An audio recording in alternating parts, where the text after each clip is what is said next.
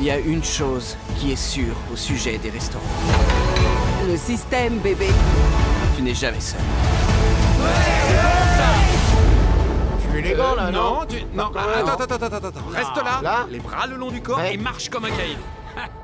Et Ouais, voilà, c'est ça. on est dans le mille. Eh bien salut à toutes et à tous, c'est Jean, c'est Moketo pour parler de tout, mais surtout de rien. On se retrouve pour une nouvelle critique. On va parler aujourd'hui des 4 premières saisons de The Bear. Alors j'ai hésité à attendre un petit peu parce qu'on a eu la confirmation récemment que la 5e saison de The Bear serait la dernière.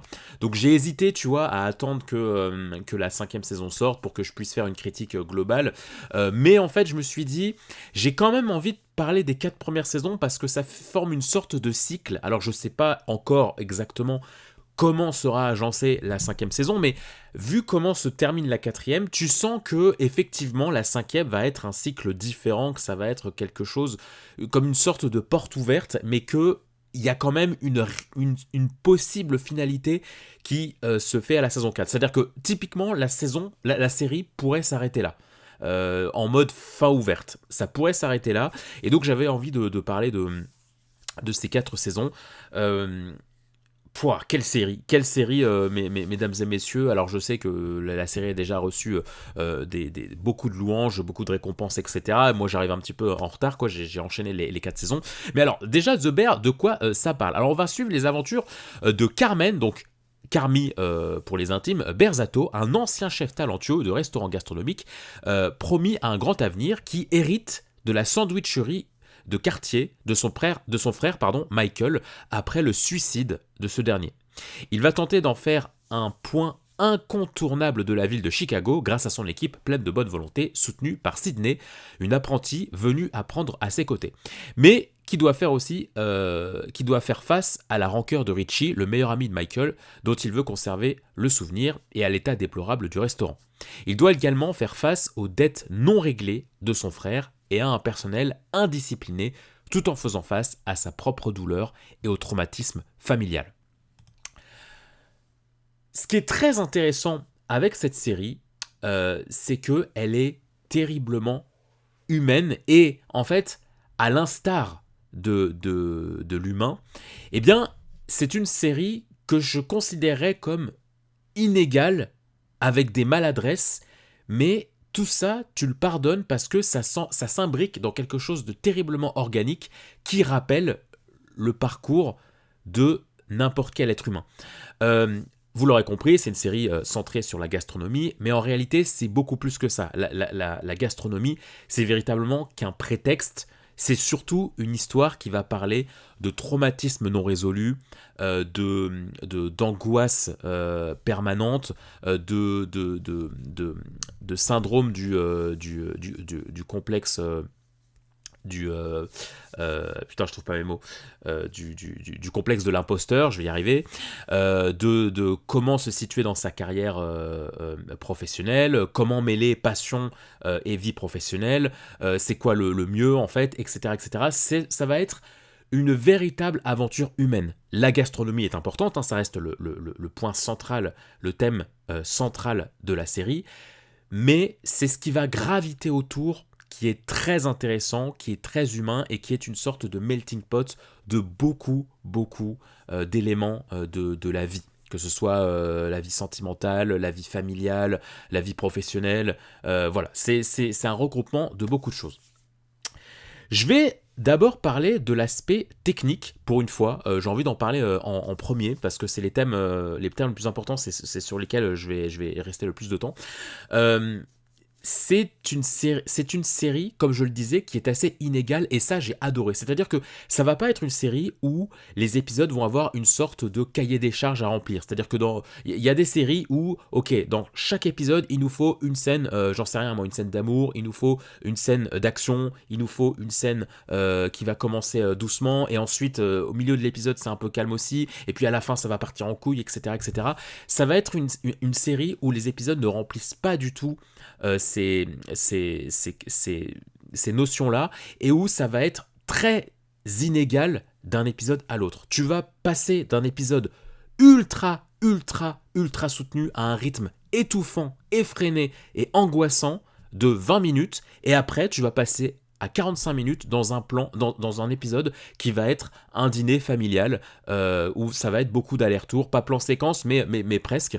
Il va y avoir un épisode ensuite qui va être plan séquence sur une discussion dans une maison, et puis après ça va être un épisode hyper bordélique. Voilà, c'est ça ce que j'aime en fait, ce qui peut par contre pas mal dérouté au début, mais ce que moi personnellement j'ai aimé, c'est que à l'instar de la vie, encore une fois, tu vas avoir une journée qui va être le chaos total, une journée beaucoup plus calme où on va un petit peu faire le bilan de ce qui s'est passé, puis une journée où ah putain faut que j'aille passer la journée avec ma mère, donc hop un épisode où ça va être full avec la mère où tu vas passer 45 minutes dans un huis clos à faire du développement. Voilà, ça va être des épisodes qui ne se ressemblent pas, avec une image, un traitement des plans et de l'image terriblement séduisant, terriblement soigné sur plein de points. Il y a tellement de plans, il y a tellement d'épisodes qui transpirent l'envie de cinéma, en fait, l'envie de belles images et de belles mises en scène.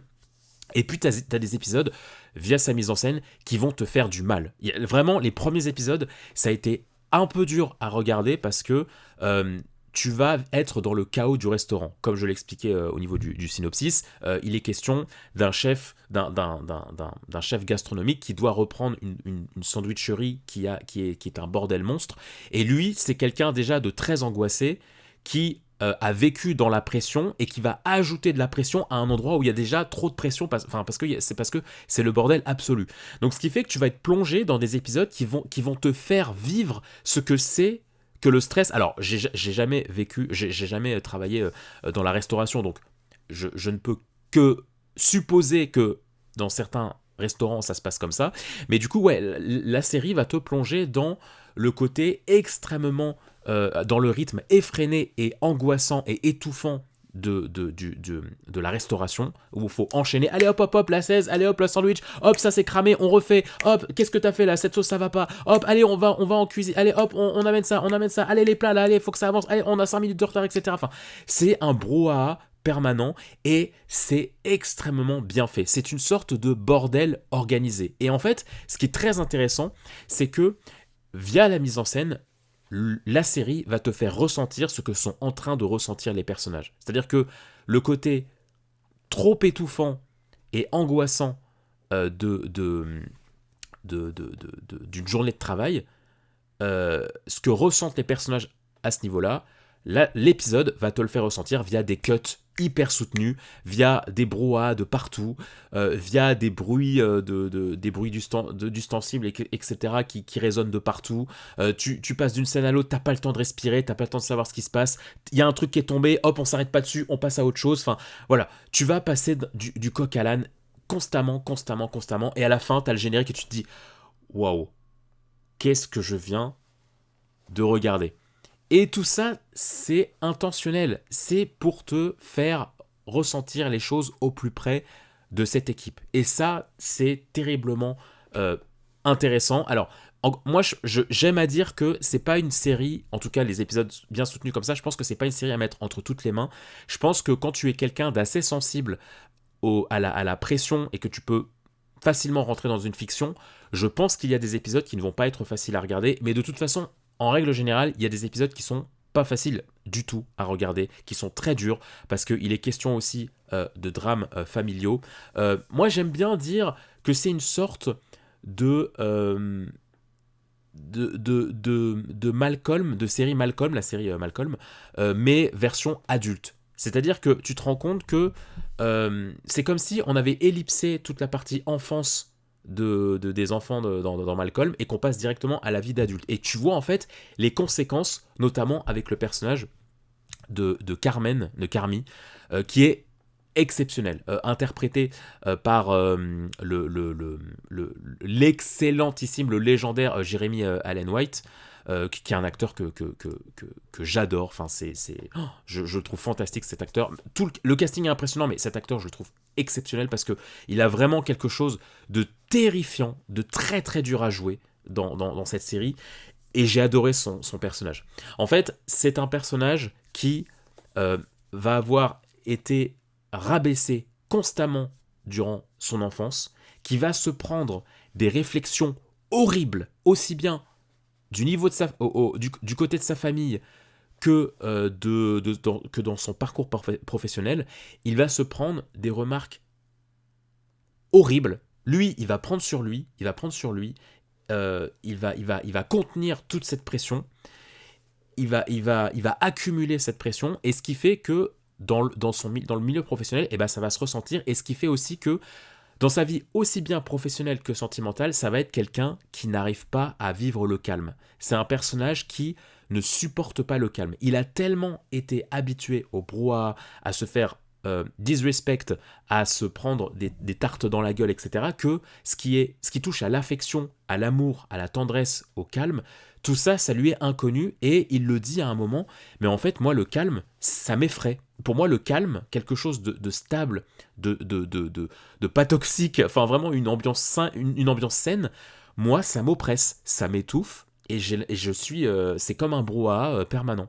Et c'est super intéressant de voir ça, et c'est pour ça que je faisais le parallèle avec Malcolm, c'est qu'en fait, tu vois que à cause d'un climat familial très compliqué, j'entrerai pas dans les détails pour pas vous spoiler, et ben tu vois toutes les répercussions que ça a pour ses choix, pour ses choix futurs dans sa vie de jeune homme et d'homme et de chef et etc. etc. Donc tout ça, je trouve ça très très intéressant d'un point de vue écriture. Il y a du chara development fantastique, c'est-à-dire que tu as des personnages au début de la série, tu peux pas les saquer, tu te dis mais c'est quoi ces merdes, c'est quoi ces rebuts de la société, et puis en fait ils vont avoir des développements que j'ai trouvé brillants, parce que encore une fois on est sur quelque chose d'humain. Vous savez, c'est le genre de série en fait où vous allez avoir une discussion complètement lambda entre deux personnages, et en fait tu ressors de la discussion et tu te dis putain, je viens de comprendre de nouvelles choses là, alors qu'ils étaient en train de parler de la pluie et du beau temps. Ils étaient en train de débattre sur, j'en sais rien, sur le match de foot qui passait à la télé. Ça avait l'air d'une discussion complètement banale. Et en fait, quand tu sors de cette discussion, bah, tu comprends mieux la psyché du personnage. Tu comprends mieux sa vision par rapport au monde, par rapport à ses collègues, par rapport à son travail. Et c'est ce genre de série, en fait, où les dialogues sont putain de bien écrits et où tu ne t'ennuies pas parce que la caméra, la mise en scène, les musiques, tout ça sont placés à des endroits très pertinents. Et c'est pour ça que je définis cette série de profondément humaine, parce que tu ne vas jamais tu vas jamais trouver quelque chose inintéressant. La moindre scène, la moindre problématique va apporter quelque chose au restaurant, et qui va être une sorte de deuxième foyer en fait, hein, pour chaque personnage, pour chaque membre de l'équipe. Et ce qui fait que à la fin, au bout d'un moment, t'es profondément attaché à tous ces personnages, parce que tu les vois véritablement galérer, tu vois leurs défauts, mais tu vois qu'ils sont attachants parce que c'est tous ces défauts-là et la façon dont ils veulent pallier à tous ces défauts qui les rend profondément attachants. Je le disais plus tôt, il y a effectivement des scènes que je trouve pas faciles à regarder.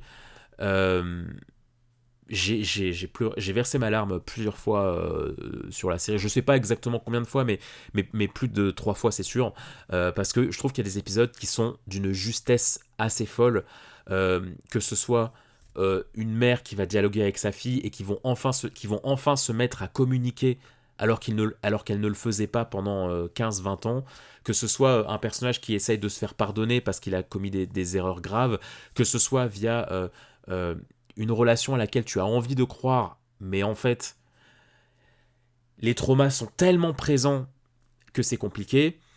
Toute l'histoire autour de Carmy et de son frère Michael disparu, qui est interprété d'ailleurs par John Berthold, pardon, j'espère que je le dis bien, toute cette relation des deux frères, fantastique, mais par contre, prend véritablement aux tripes.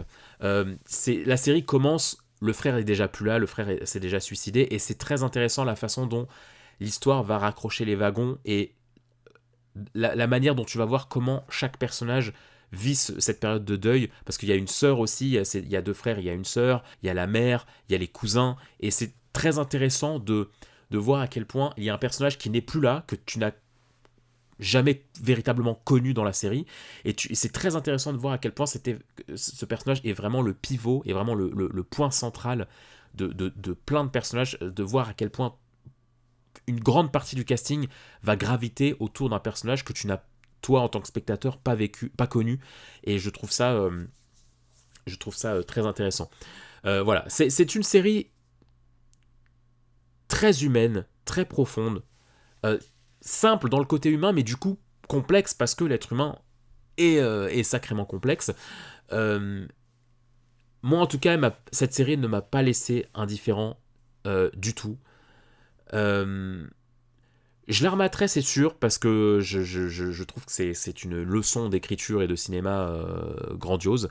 Mais j'avoue que je ne la remettrai pas tous les 4 matins, parce que comme je le disais, il y a quand même certains épisodes qui te touchent en plein cœur et qui te mettent un petit peu face à des problématiques que toi tu peux avoir. Hein. Véritablement, cette série, pour moi, elle a l'effet d'un miroir, hein, tellement il y a de sujets divers et variés, de problématiques qu'on traverse à peu près tous, et la façon dont c'est traité dans la série, ouais, je me dis, c'est compliqué de rester indifférent. Hein. Moi, il y a véritablement des passages, il y a véritablement des épisodes génériques, en larmes. J'avais qu'une envie, c'était prendre mon portable et dire à ma sœur que je l'aime, tu vois. Genre vraiment, il y a des moments. C'est ce genre de série, tu vois. C'est ce genre d'épisode où je me dis, waouh, ah ouais, effectivement, c'est. Ah ouais, c'est chaud, quoi. La série te prend, la mise en scène te prend, c'est assez grandiose. Mais enfin, voilà. Mention spéciale aussi à l'actrice Ayo Edebiri, j'espère que je le dis bien, qui joue du coup le personnage de Sydney, qui est un petit peu, qui va finir par être un petit peu le bras droit de Carmy dans le restaurant. J'ai adoré aussi bien le personnage que l'interprétation, qui d'ailleurs, il me semble, réalise quelques épisodes dans la série, et qui est une force et une douceur exceptionnelle dans la série. J'ai adoré son personnage et j'ai adoré la façon dont la comédienne l'interprète, où en fait ça va être une sorte de repère pour le personnage de Carmy, qui pourtant est un grand angoissé, et qui pourtant va remettre énormément de choses en question et qui va de nombreuses fois foncer dans le mur.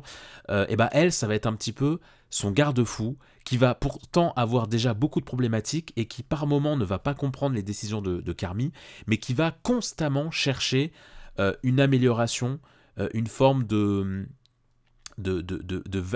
validation de la part aussi bien de son chef que des autres membres de l'équipe. J'ai trouvé ce personnage tellement humain, tellement sensible et fort à la fois.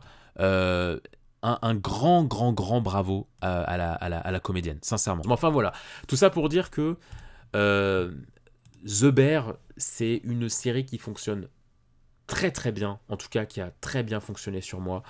Je suis très curieux de voir comment ça se terminera. On en parlera le jour où ça sortira et où je vous ferai une critique dessus. Mais ouais, il y a ce côté, les défauts deviennent presque des qualités. Typiquement, il y a quelques saisons que j'ai moins aimé que d'autres, notamment la 3e. Il me semble que c'est la 3e, où il y a une succession d'événements qui s'accumulent, et moi en tant que spectateur j'étais frustré parce que je me disais mais putain, là ça va pas dans le bon sens. Et en fait c'est ce que la série veut te faire comprendre, c'est ce que la saison veut te faire comprendre, c'est-à-dire que oui, ils sont tous en train de foncer dans le mur, et t'inquiète pas qu'à la fin on le comprend, il y a les répercussions, il y a les choix qui vont avec, il y a les développements qui vont avec, et tout ça c'est très intéressant en fait. Il y a cette espèce de sentiment de on est sur une série un petit peu ovni, où les créateurs vont faire un petit peu ce qu'ils veulent. Ils vont un peu cuisiner comme ils veulent.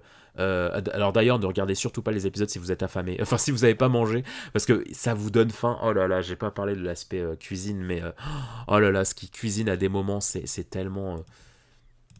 c'est tellement beau, c'est tellement appétissant, mais d'une force. Bref. Qu'est-ce que je vois ? Oui, et tu sens que du coup, les créateurs ont voulu écrire leur histoire, leur vision des choses, et tant pis si ça implique des développements avec lesquels t'es pas d'accord, tant pis si les épisodes ne durent pas tous ont pas tous la même durée, tant pis si tu passes du coq à l'âne, tant pis si tu passes d'un moment de pression à un moment de flashback hyper doux. Voilà, c'est les aléas de la vie, tout simplement, j'ai trouvé. Je trouve que c'est une série d'une justesse assez folle et je vous encourage tous à la découvrir, ne serait-ce au moins qu'une fois, parce que je trouve qu'il n'y a pas beaucoup de séries qui ressemblent à celle-ci. En tout cas, moi, je n'ai pas souvenir d'avoir, vous savez, ce genre d'ovni un peu comme ce qu'avaient pu proposer les créateurs de Breaking Bad avec Breaking Bad et puis Better Call Saul. Ce genre de série, tu vois, où tu te dis, waouh, il y a véritablement une personnalité qui est propre à cette série. Et je vais pas revoir ça dans beaucoup de moments. Voilà, j'espère que cette critique sans spoil vous aura plu. N'hésitez pas à mettre un petit pouce en l'air, allez visiter les différents contenus de ma chaîne. Il y a plein d'autres critiques et de contenus pop culture qui vous attendent sur la Moquette TV. Donc voilà, n'hésitez surtout pas à aller faire un petit tour dans le catalogue pour un petit peu visiter tout ce que je peux proposer. Et moi, je vous dis à très vite pour de prochains contenus sur la Moquette TV. Bye bye les gens.